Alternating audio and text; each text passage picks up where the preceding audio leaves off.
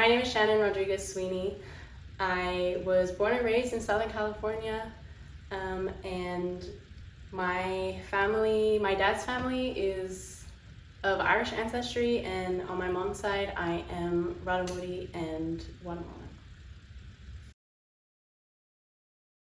I just want everyone to be able to accept who they are and be proud of it, I guess. And I didn't think about this until I was an adult, because this is not something you think about as a kid. But yeah, my mother is very ashamed of who she is and her culture. And I think recently, it kind of comes in waves. She will be really proud of her culture, and then at other times she will feel very ashamed of it, because that's how she was raised. Her father, my grandfather, was very much we're American and we speak English at home. That's who we are now. And if you're raised like that, yeah, that really affects your own identity. Obviously I love her. We do still have a generally good relationship, but in terms of identity, we fight a lot about that. Yeah, she doesn't want to be tied to our culture or our ancestors sometimes, which is hard. Me and my sister were very much raised to be ashamed of who we are.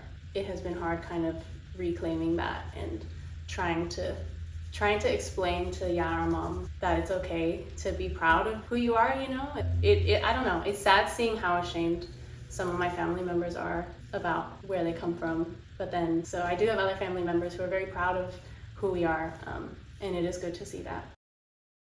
Traditionally, I mostly write about love and heartbreak, but obviously when you're a teenager, love and relationships are very important, so that's what a lot of my older songs are about. And a lot of them I still love, but then, yeah, when I got to be a bit older, I started writing a lot about different emotions, sadness and loneliness, depression, things like that. I mostly write sad songs, which is also probably because of the music I listen to. I love listening to sad music. I love sad things, sad films. I don't know why, but I don't know if it's because they make me feel like I'm not alone, but for some reason sad things make me happier. It's very strange. I wanted to kind of move away from just writing about emotion, because I feel like I have done that a lot and wanted to change it up. I've been writing more about life experiences, my upbringing, and writing music about my parents as well, and trying to write music through their perspective or through other relatives' perspectives. Would be really cool to share their stories, and also because their stories are also part of me, because things that happen in their life are the reason that I'm here. So that's kind of what I've been trying to do lately. And I guess my vision for my debut EP, because I've never released music. I've been writing music since I was 10, and I've never released anything. And I think it's gonna be a mixture of old songs that are about feelings, and then also some newer stuff that is, because I'm trying to write more upbeat songs as well, because all my songs are really sad and slow. So I think I'll have some stuff in there about my family and just my life as well. I think art is important in order to spread awareness about issues, challenge people's points of views, just inform people. I think that's part of what art is supposed to do, whether that's music or visual art, cinema. I think that's really important, and I think that's definitely something I want to do with my music, is to educate people about certain people's lived experiences, or certain things that are happening in our world today that don't get enough attention.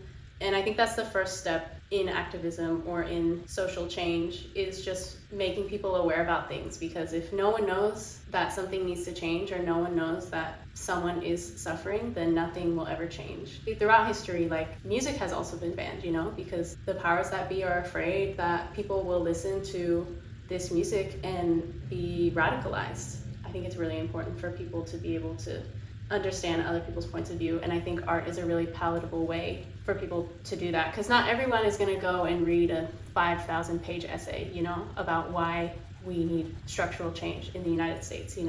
It's a lot more palatable to watch a film that illustrates what is wrong it's easier for art to reach people and to touch people and then make them want to create change. Obviously, like, writing and publishing essays are also really important, but I think for a lot of the general public, that's not accessible for them, while art is.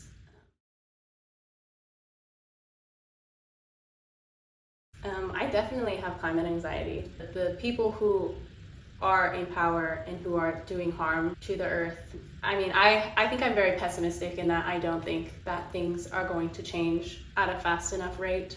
Yeah, I guess I don't know what that means for our future, because we are still so young. Older generations don't really care because they're not going to be around, and that is scary because they're still the ones that are in power, you know?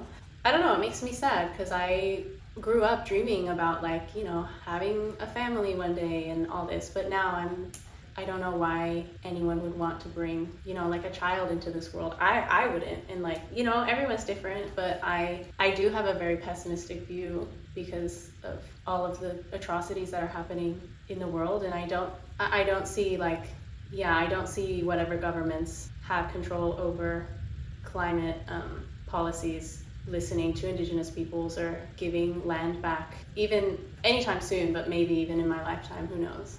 Unless a large group of people are willing to come together to, you know, overthrow governments and, like, whatever, I don't see anything changing, which is really sad to think about. And I think, yeah, so I do have anxiety about that. Yeah, it's hard to trust that people will all, like, you know, come together and try to save the world or whatever, because there's just so many people who don't care. And that's the problem with, I think, people who are not political. Not being political just means that all of the problems that people face don't affect you, therefore you don't care. Like that sort of thinking, I think, is what will be our doom. If you're choosing to not choose a side, you are always choosing the side of the oppressor.